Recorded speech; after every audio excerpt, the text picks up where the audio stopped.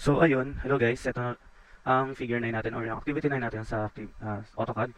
So, so we will use yung mga command natin dito is array, circle, line, we will use also the start and radius ng arc, and then offset, copy, rotation. Yan yung mga basic na, mga gagamitin natin command for this activity. So first things first, we will create circle, then diameter, then make sure na naka-diameter kayo. Then input nyo yung 8 value. And then after that, mag-circle tayo ulit. Then this time, radius na gagamitin natin. Then we will input 10. And after that, we should use copy. And then after that, select yung center as our base point and then enter the value of 100 and then 50 for the middle part. And then after that, we can select this and then copy, then 100, enter. And then mag-add lang kayo ng 50. So 100 plus 50, so 150. Ayan. So we don't need this drawing, so we will delete it. And then after that, mag-ano tayo ng guideline.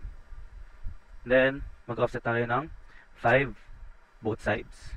Then after that, we can erase this. And then we can trim. Ayan. And after that, we should rotate this para hindi na kayo mag-offset ulit dito. So, pwede nyo na lang i-rotate to. Then, select nyo yung base point ng center. Then, make sure na pipindutin nyo itong copy o type C. Ayan. So, para ma-retain itong pinagayahan natin. Then, after that, itapat nyo lang yung cursor nyo kung saan mapunta yung desired nyo na destination o ayun, desired nyo na position. Ayan. Then, after that, we can extend. Then, we can trim this kasi ayan. And then, after that, we can mirror. So, ayan. This will be our base point sa center dito para mapunta rin dito. So, after nyan, we will use this rotate tayo. Mag-rotate tayo ng ito. Then, select this as our base point, itong center. Then, we will, from this, tatapat nyo yung cursor nyo dito. Make sure na yung cursor nyo is lagi nakatapat dito sa right. Then, we will enter the value of 135 degrees. Ayan. Ayun, nakalimutan ko mag-copy. So, rotate, ulit tayo. RO. Then, make sure na nakakopy muna kayo. And then, enter the value, 135 degrees. So, these lines will be our guidelines para dun sa pa-curve dito. Then, we will use mirror. Ayan, para meron tayo. Itong mga endpoint ng linya na to na nakadikit o nakatangent dito sa circle na to, that will be our guide para sa pag-create nito. Sa start end ng arc na to. And then, makikita nyo, nasa kabilang side siya. Okay lang yan. So, we will, enter the value, which is 55. And then, we can mirror, then make sure nyo nasa endpoint, nasa gitna. And then, tatapat nyo lang sa taas o baba. Nasa sa inyo na yan. Then, erase the source objects para mawala to. And after that, we can erase this. And then, we can offset na lang din. Ito. And then, enter the value, which is 10. Kasi, 10 lang naman yung difference nila. So, 55 and 65 yung sa outer. Ayan. Isa pa. Wala. Offset 10. Ayan. So, once na nakarito natin to, dito na tayo mag-focus. So, ang gagawin natin is, ito, i-rotate lang natin siya. So, this will be our base point. Then, make sure na nakakopy kayo ulit. Ayan. Then, mirror na lang natin para mabilis. Then, after that, we can copy this. And then, from the center point ng circle na to, tatapat nyo lang dito. O, snap nyo dito sa midpoint ng linya na to. Then, make sure na nasa gitna pa rin siya. Ayan, nasa gitna pa rin siya. So, okay na yan. Kahit hindi nyo nalagyan sa baba. And then, after that, we should copy this. And then, after that, we should mirror this. Mirror. Then, erase a source object. Hindi. Kasi dapat kailangan natin yan. And then, eto, i-set up na natin to. Hindi, wag muna.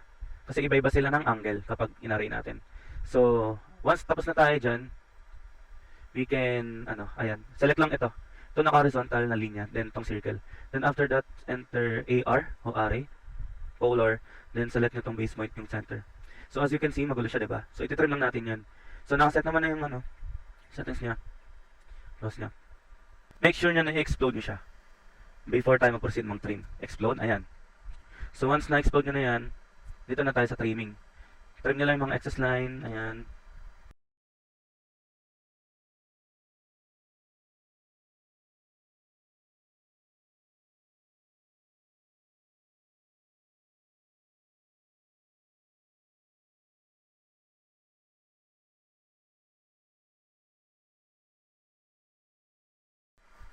So once na done na tayo dyan, we can trim na rin yung mga unnecessary na hindi naman na natin kailangan. Which is, ayan.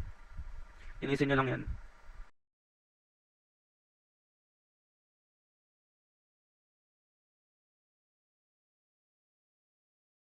And, ayun na, tapos na tayo. Then for the dimensioning, madali na lang yan. Hindi, kulang pa pala. Sorry. Then dimension, from this, pwede nyo ilabas yan So sa inyo yan kung anong trip nyo, pero ako ito yung gagawin ko. And then we have dimension para dito.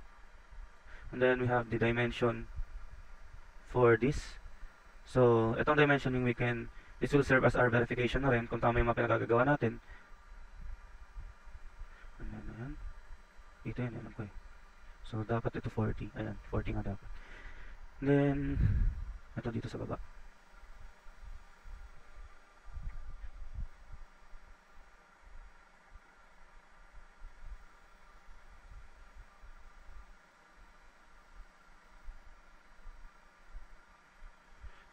Then, hindi marad.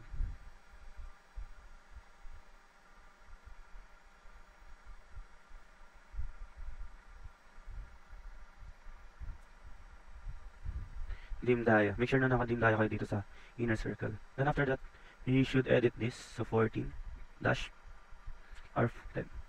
So ayun na siya, ganun na siya gawin. So thank you for watching. See you on next video.